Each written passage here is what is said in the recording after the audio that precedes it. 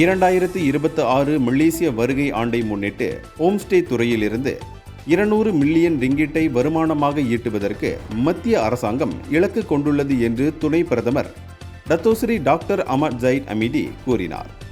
உள்நாட்டு ஹோம்ஸ்டே தங்குமிடங்களை மலேசியாவின் சிறந்த உபசரணை சின்னமாகவும் தேசிய பெருமையாகவும் உருவாக்குவதற்கு மடானி அரசாங்கம் இலக்கு கொண்டுள்ளது.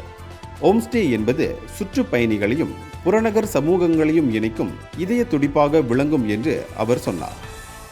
இத்திட்டமானது வருமானத்தை ஈட்டுவது மட்டுமின்றி கலாச்சாரத்தை நிலைநிறுத்தி ஒற்றுமையை பலப்படுத்தி இளம் தலைமுறையினருக்கு புதிய வாய்ப்புகளை திறந்துவிடக்கூடியதாக இருக்கும் என்று அவர் குறிப்பிட்டார். இங்கு ஹோம்ஸ்டே திட்டத்தின் ஒருங்கிணைப்பு கூட்டத்திற்கு தலைமையேற்ற பின்னர் வெளியிட்ட ஓர் அறிக்கையில் ஜைட் அமீடி இத்தகவலை சொன்னார். 2026 மலேசிய வருகை ஆண்டை முன்னிட்டு மலேசியாவின் ஹோம்ஸ்டே அனுபவ திட்ட அமலாக்கத்தை மறு ஆய்வு செய்வதற்காக இந்த கூட்டம் நடத்தப்பட்டது என்று புறநகர் வட்டார மேம்பாட்டுத்துறை அமைச்சருமான ஜைட் அமீடி கூறினார். அதிகமான எண்ணிக்கையில் சுற்றுப்பயணிகள் ஹோம்ஸ்டேக்களில் தங்குவதற்கு சிறந்த மேலும் தரமான சேவைகளை வழங்குவதற்கு விளம்பர முயற்சிகளில் கவனம் செலுத்தப்படும் என்றும் தெரிவித்த அவர், கடந்த ஆகஸ்ட் மாதம் வரை மலேசிய ஹோம்ஸ்டே அனுபவ திட்டமானது 39.83 மில்லியன் ரிங்கிட்டை வருமானமாக தந்திருக்கிறது.